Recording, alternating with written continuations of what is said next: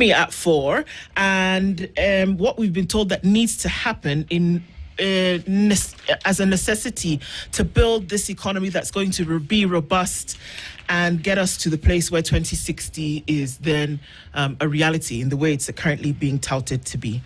We've been told that in order to get there, that you have to keep your economy growing at 10% every year for the next 35 years. So the conversation that we want to have this hour is, what is it going to take to get you growing your economy by 10%? Just to get to 10%. We're not talking about every year.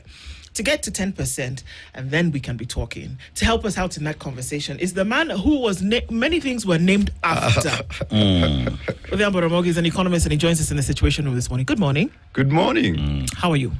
Awesome. Glad to be back. Thank you. Always what the young people called a vibe.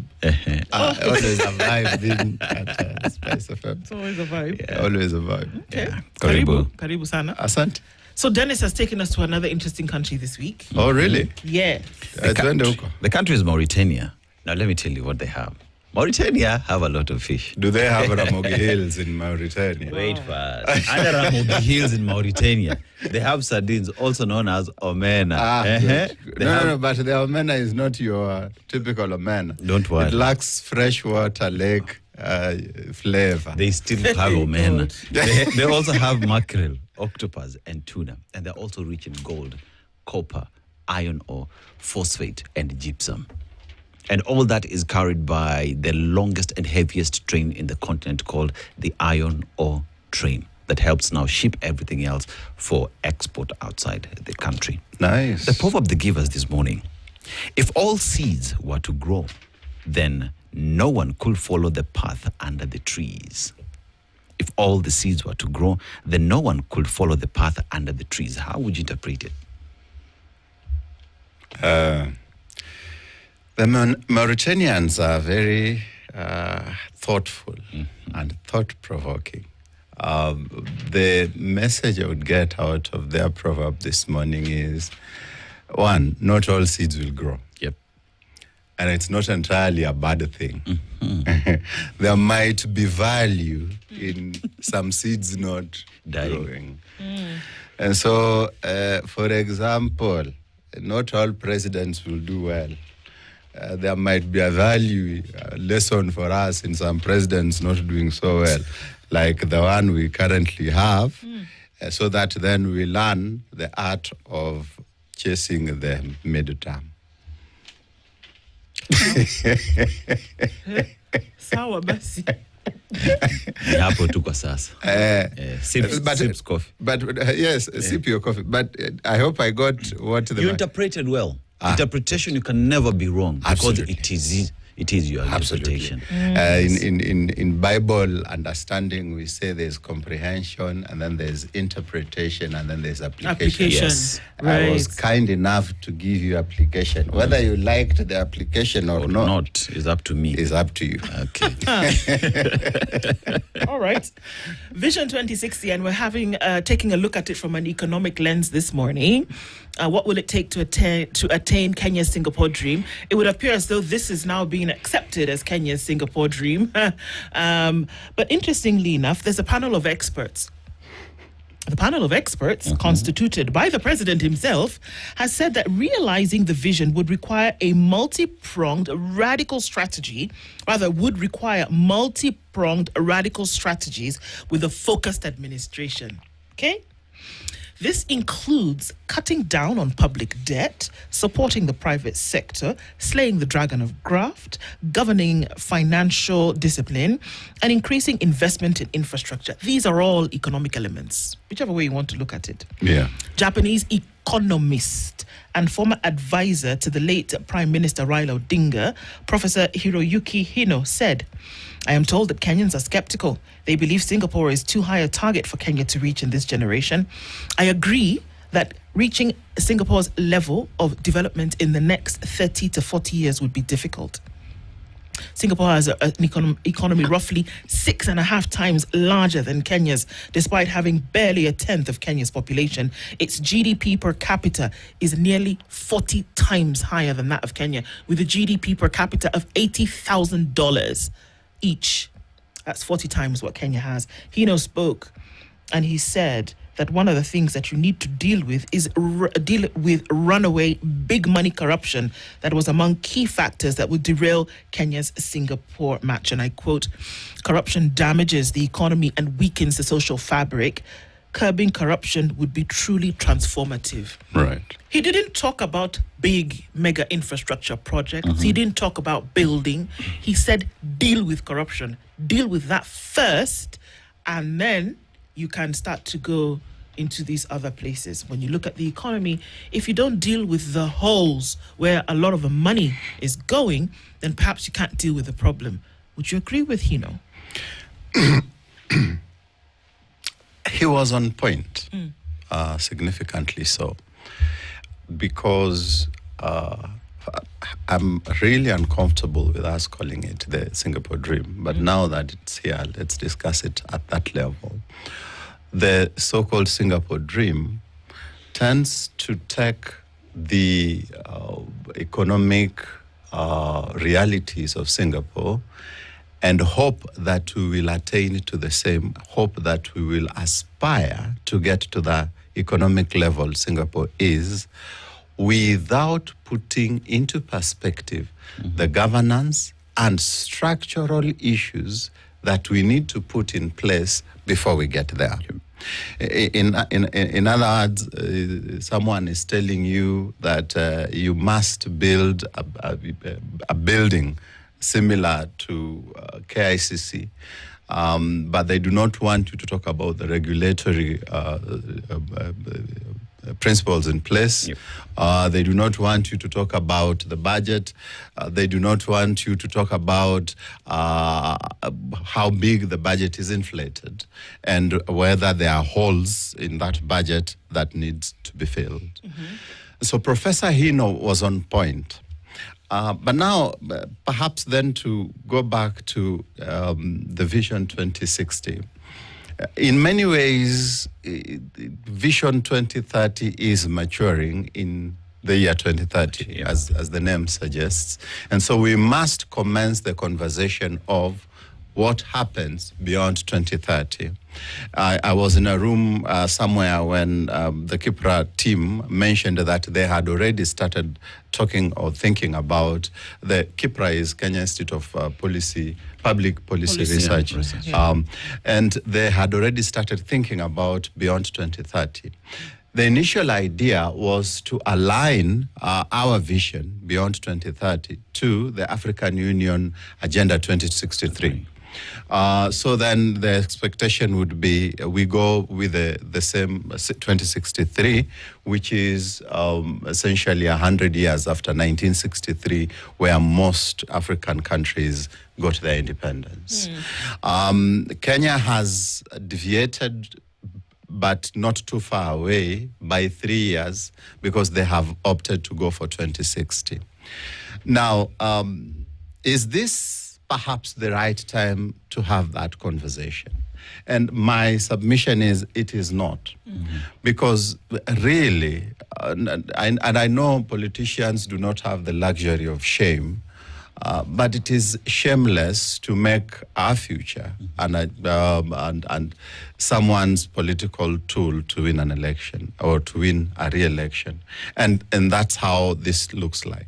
Because at this time, we cannot have a bipartisan conversation and start really breaking down the document honestly. Those in government, what we are broad-based, will be supporting almost everything in that document because they do not want to be seen as standing against the president's proposal to the country. Those in the opposition will not want to be identified with any proposal in that document because they be seen as giving President Ruto political capital. And so then a conversation, a national conversation that is supposed to be all-inclusive, bipartisan, sober, and unbiased has taken a very political orientation that makes it even very difficult to have an agreement on something as simple as the number of years that should be in that vision. Yeah. So that would be my submission. One, the timing is off. Two, I mean, we cannot talk about the brick and mortar, the economic, without talking about the governance question as regards setting that vision. But even then, as 2030 is coming to maturity, the conversations, as we've already established, had started. KIPRA already were looking into it, right? And many have equally suggested that whilst we have to look at Kenya's future beyond 2030, that it should be left to individuals who already are having these conversations, individuals who understand the economy and what it takes for us to end up there.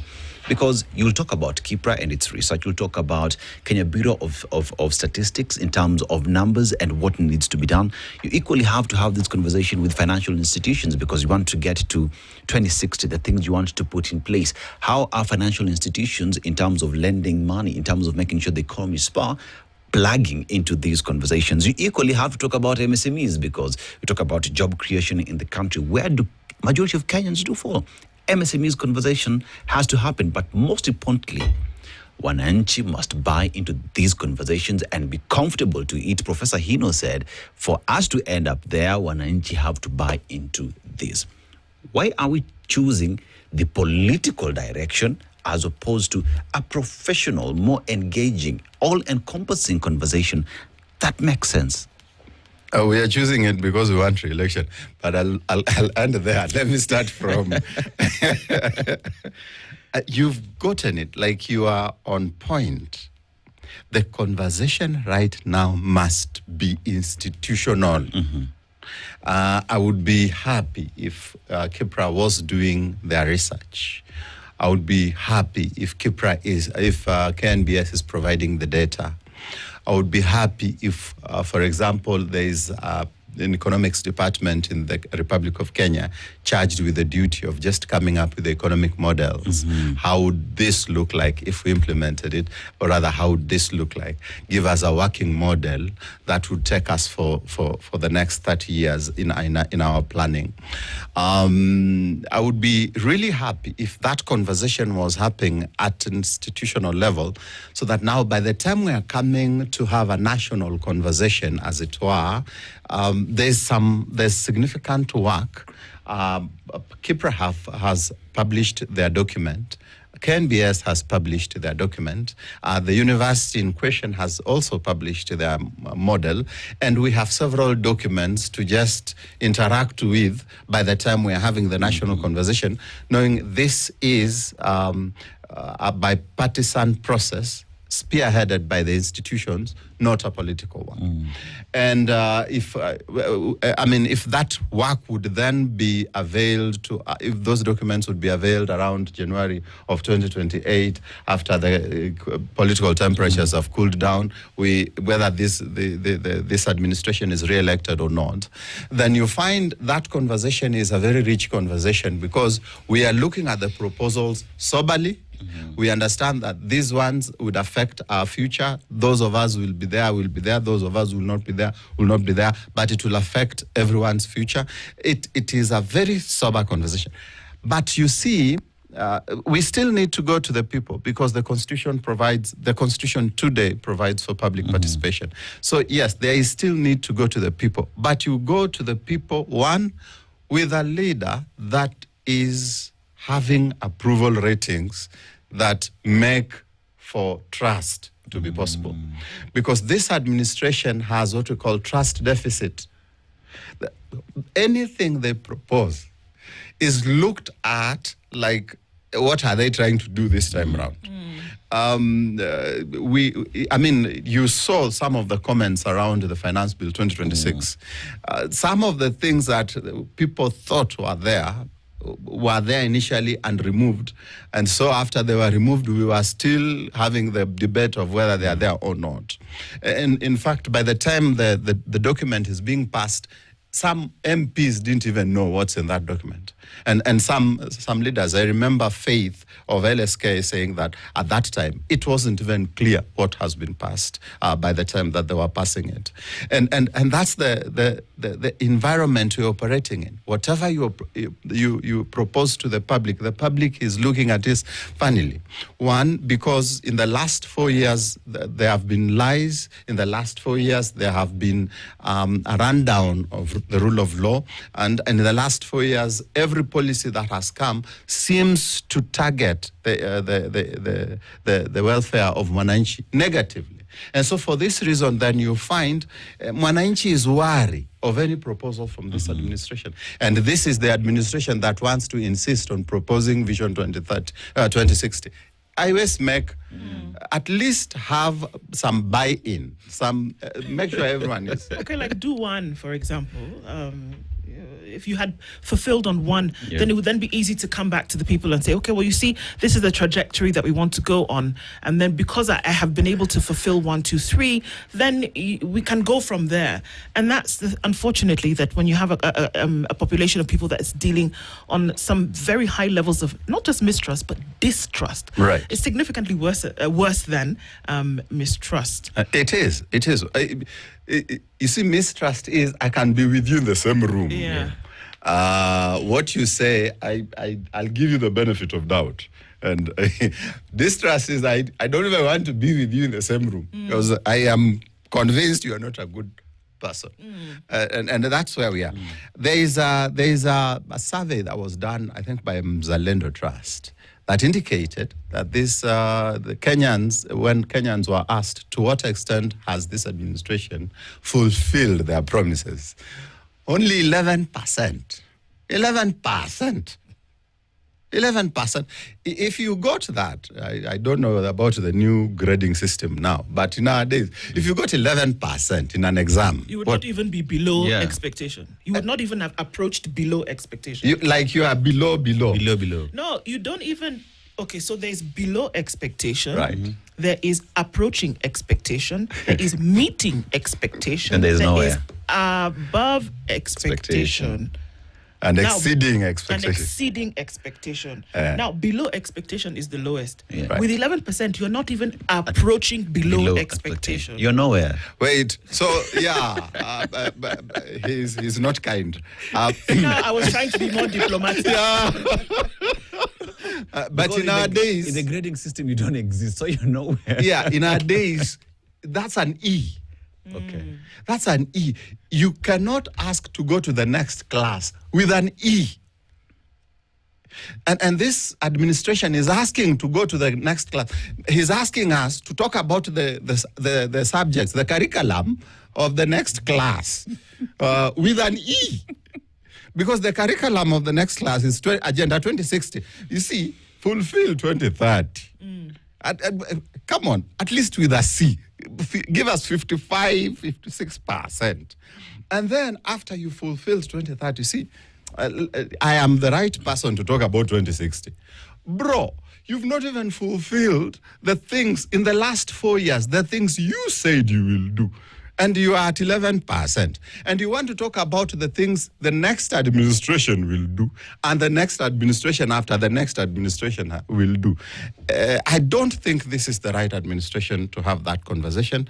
And if they are, then I don't think this is the right time.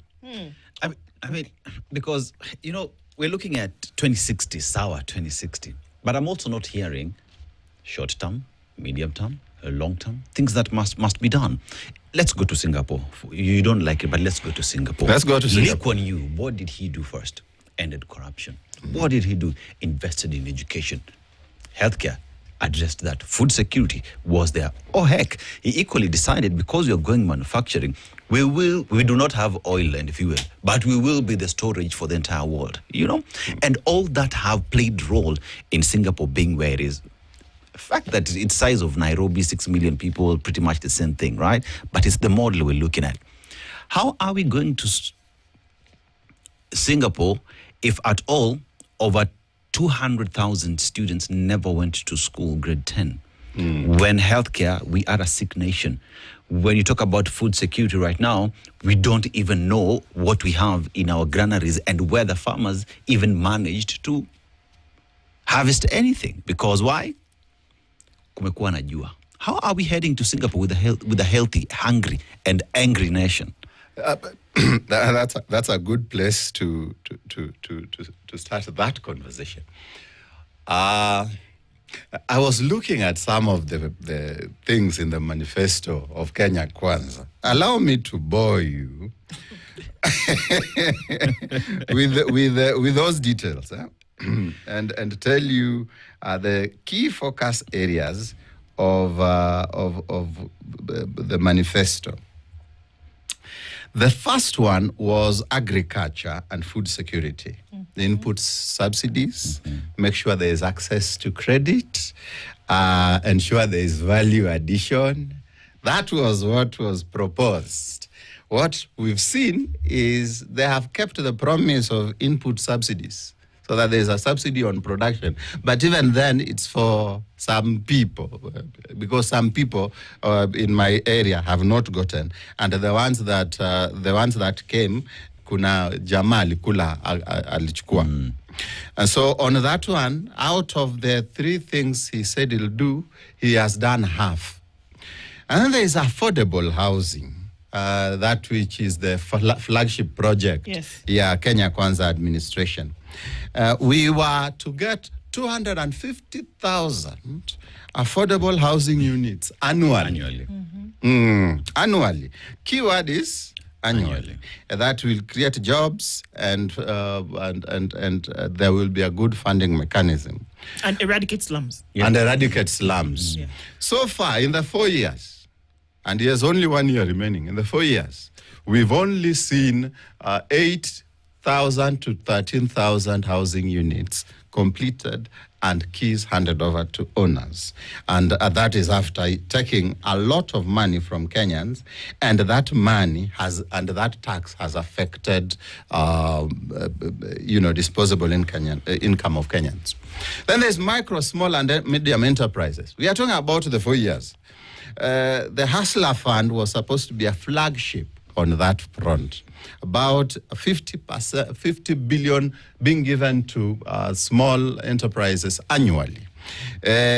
So far, we've managed to disperse 90 billion. That is what the reports say, up to around 28 million people. But then again, ask any small business owner, is there impact, positive impact, in their business since the Hustler administration came to power? Do they feel that this is a government for hustler?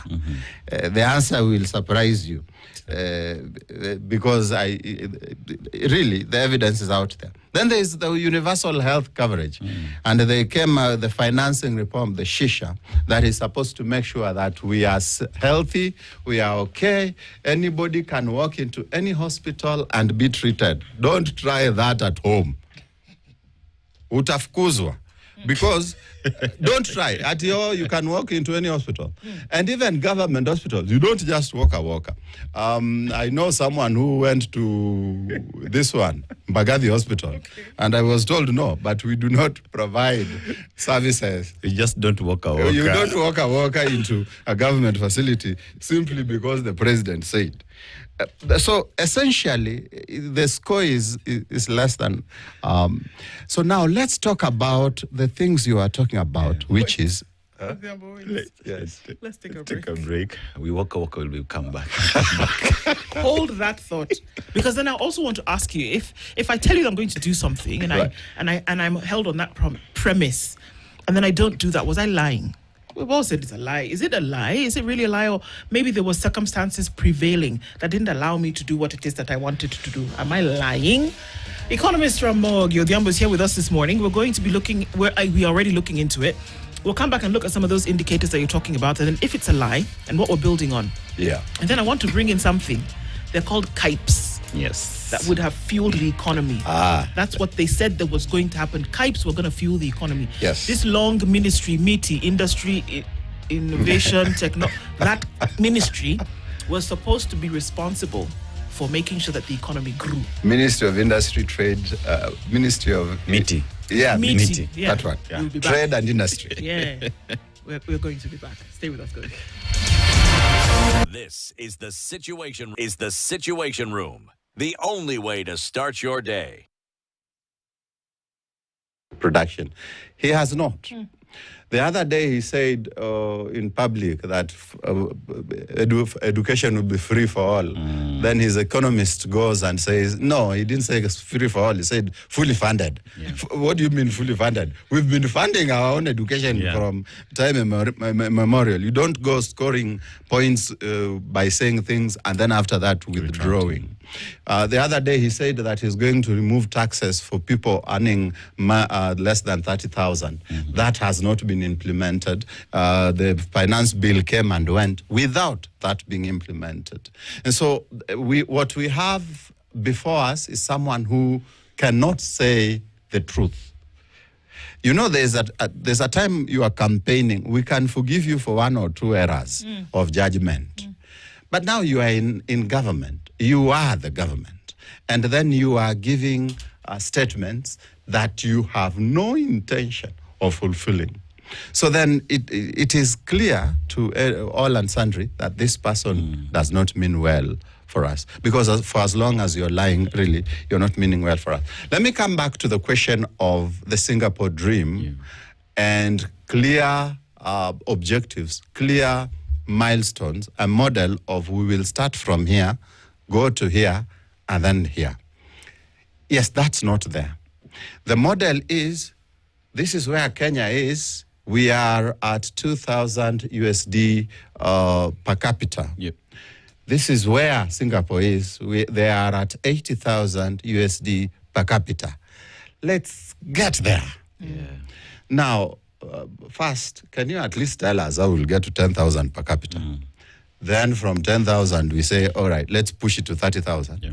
Then 30,000, let's push it to 50, then 50, 80. That plan, you don't feel it is a plan. You get the feeling it's just a narrative. It's just a dream. And Lupita said all dreams are valid. But this guy's dream is too political, too politically charged, and has no substance in terms of this is the model of how we're going to do it. Because if you asked me, and I think on this one, Sifuna and Orengo are on point. If you ask me, let's start with the rule of law and ensure that the human rights issues are settled, ensure that the governance issues are settled. Now, after they are settled, let's now come to the economic question. How can we ensure that the economic environment is conducive for investment? First, let's reduce taxes and ensure that the ease of doing business is a reality in the Republic of Kenya. And then now, after we've come from there, we put in place policies that facilitate manufacturing. Yeah. We are not going to go to Singapore through agriculture as it is alone, because agriculture is suffering from climate change significantly. And beyond that also, there's the whole land question that we have not sorted. And even then, really, the land is getting smaller as the population grows. And we might need to do a lot of investment in some of the arid lands to make it more productive. So manufacturing is a clean and free ticket to where we need to go to.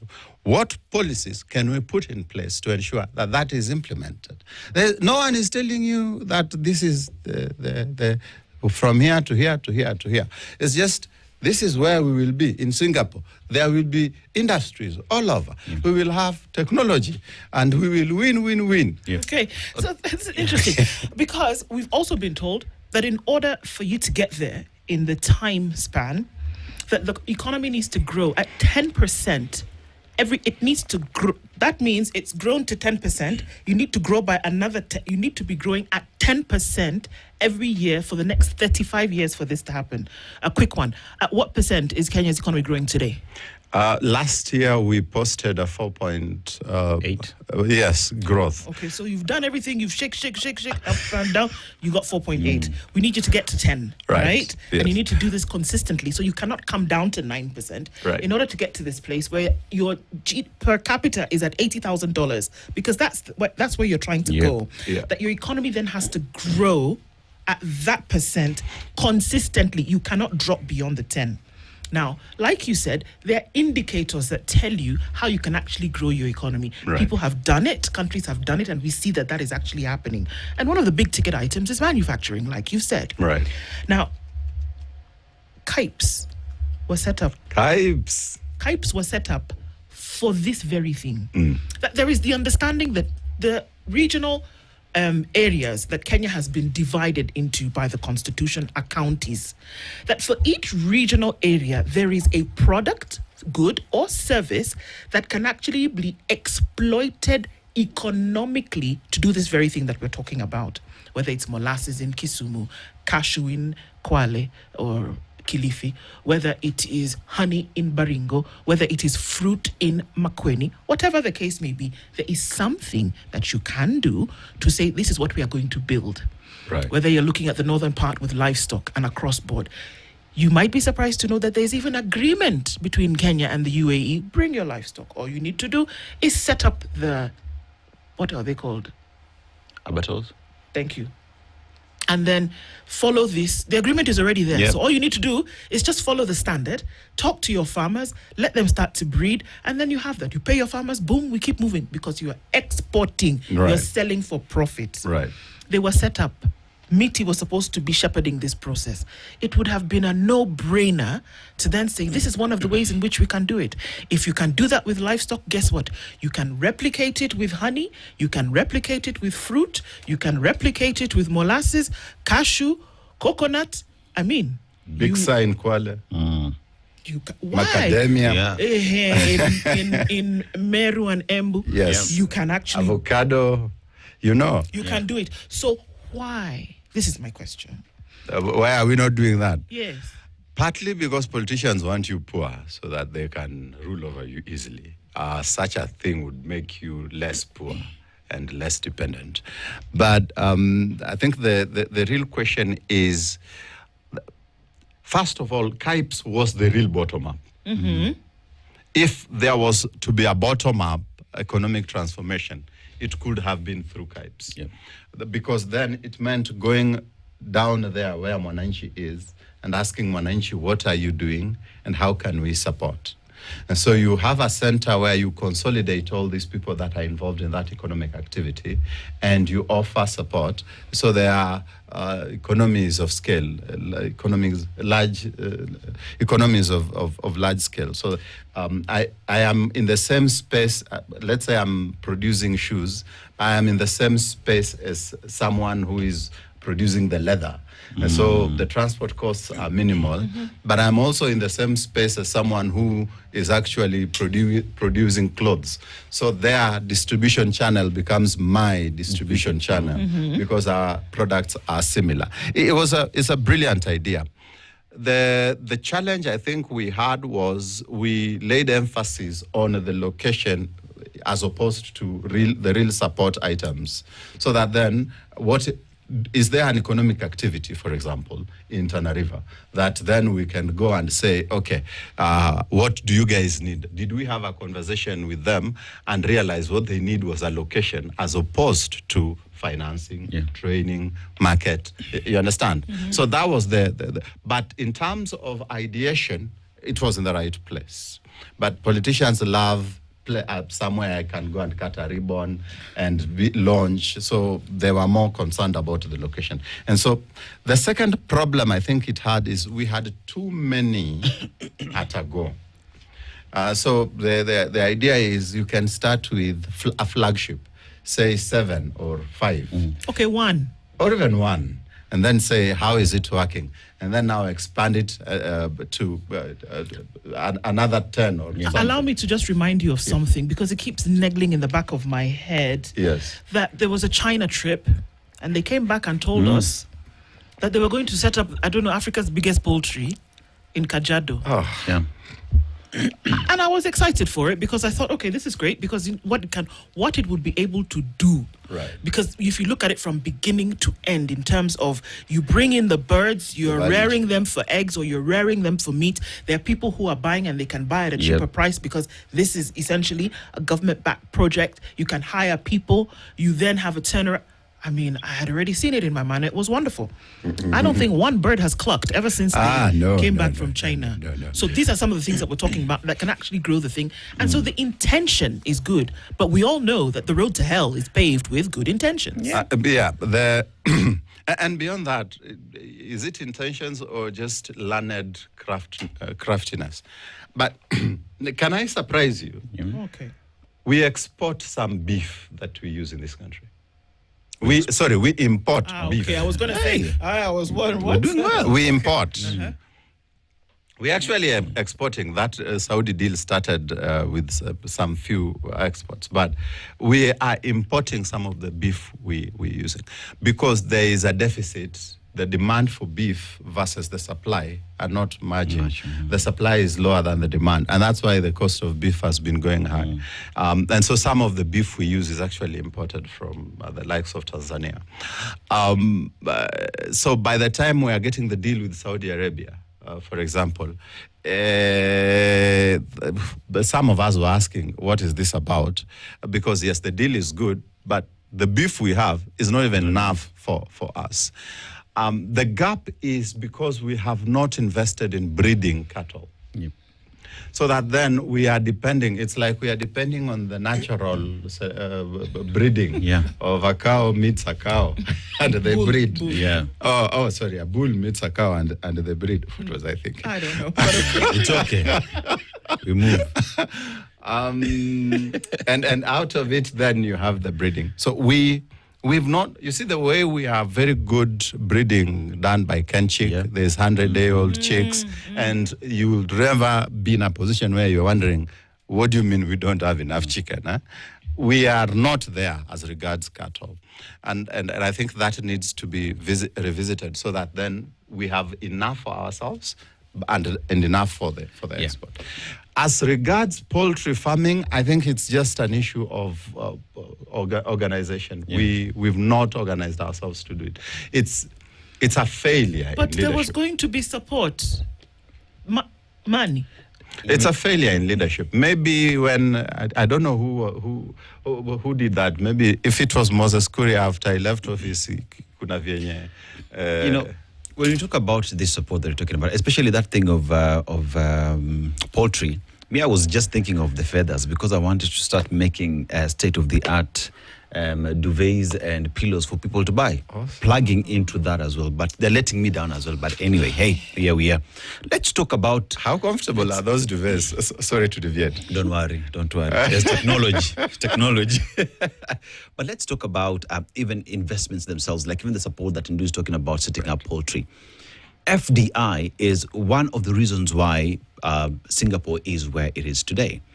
But for FDI to come, there has to be good environment to do business. You must have economic environment. You must have taxes that are predictable. You must have an economy that has surplus to spend. Because why am I setting up in a country where the individuals themselves can't go to hospital? The individuals are surviving on 1 meal a day. Each and every single facet that would help us propel the country to that economic dream that we want has to be fixed. We have to talk about our taxes because even the current government itself would not tell you how the taxes would look like come June next year. They would not be able to tell you. How are all these things then slowing us down, or how are they an impediment for us to realizing even Vision 2030 that has not been achieved thus far?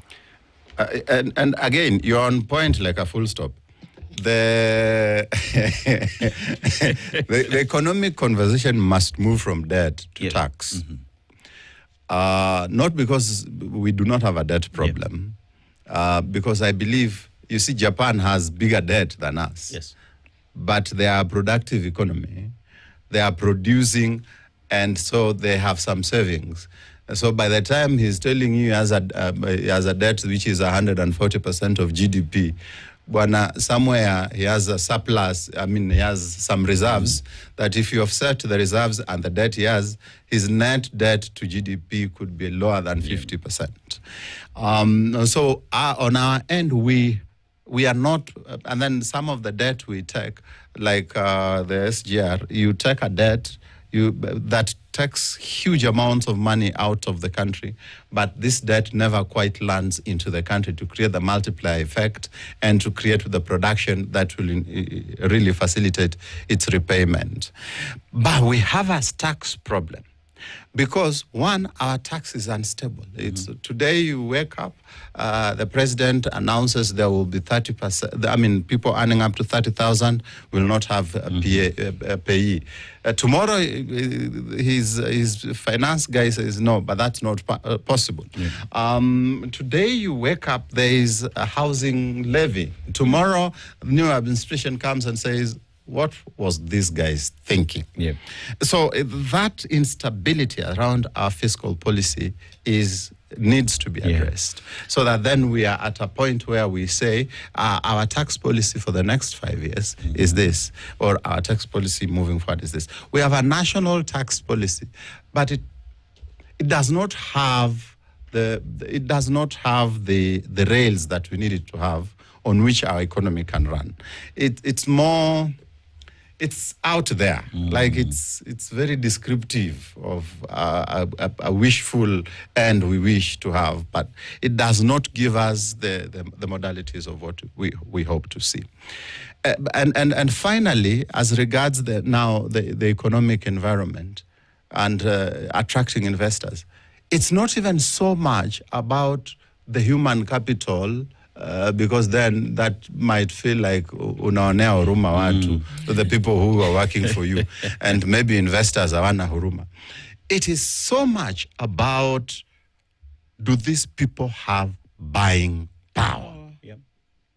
Because if they have buying power, then I have a market. I can invest knowing I will get something out of it. If they don't have buying power, people are struggling to eat. People are struggling to pay rent. People are struggling to survive. And you want to bring them some funny things that could be considered luxury at some point. And you think they will buy. They will not buy. And this is why some people are moving out of this economy into another, where at least there is a robust economy that is active.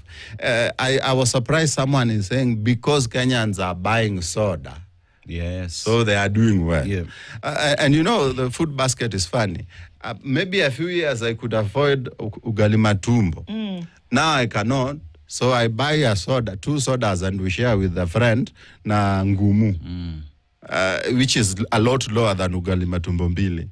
So really, buying of soda does not necessarily mean that the economy is doing well. They say economy is stupid, and I would say that even that assumption is just economy stupid, I'm sorry to say. But then again, at the end of the day, with the visions that we have, it is wananchi who will help you and must help you achieve that dream, whichever way you want to look at it, because they are your greatest resource in achieving. If it's on taxation, they're the ones who will pay the taxes. If it's getting into manufacturing and jobs, it is them who will plug into that. If it's wananchi as well, just giving you advice and feedback on what needs to be done, public participation, it is wananchi that must be there at the front seat to help you push that idea. It is not we sat in a certain room somewhere and decided it's Vision 2060. Wananchi must plug in. Why are we leaving them behind and expect that this dream will be achieved? Well, if you ask the people in government, they'll tell you, well, we're not leaving them behind. There's public participation. But For ground vitu ni different. And then, public participation ya Kenya of late is, let's hear what they say, but we know what we want to do. So, and then what we want to do supersedes what they say. And I saw that during the housing levy thing in 2023. I saw that in 2024 when the finance bill came and we told them this thing is not good. They insisted until the young people convinced them in using other means. But after the rest of us had shouted horse. So, it is indeed important to have Mwananchi to drive the agenda. As it is right now, I don't think it's Mwananchi driving the agenda 2060, nor is it Mwananchi driving agenda 2030, the one that is yet to lapse itself. Yeah. And a final question, is it clear that the solution to this, economically at least, is right here, and that it just takes goodwill to then be able to just get some of these things in place? Absolutely. I was looking at, our revenue today versus our revenue by the time Kibaki is leaving office. Man, we have better revenue. We have a bigger economy, and there's greater potential. We are producing about 1 million people into the job market every year, people who can take up responsibility. That is an opportunity that, if well utilized, can take us places. If we are to move forward, then it needs to be a skill-based and people-centered approach, as opposed to a top-down approach I've observed with this Vision 2060. All right. That's what it looks like. And then to be very clear on the position, you can be apolitical in building an economy. You can.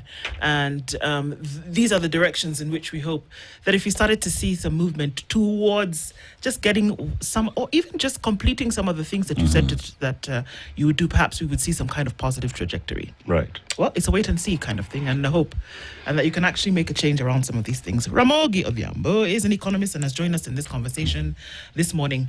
The conversations continue. We have to say a big thank you. Thank you. Thank you for being here this morning. Don't walk a walk. Don't walk a walk. That's something that you can walk away with today. Don't be cheated. And then you walk into a new government hospital at the president said, Utashanga. Utashanga sana. It's 9 a.m.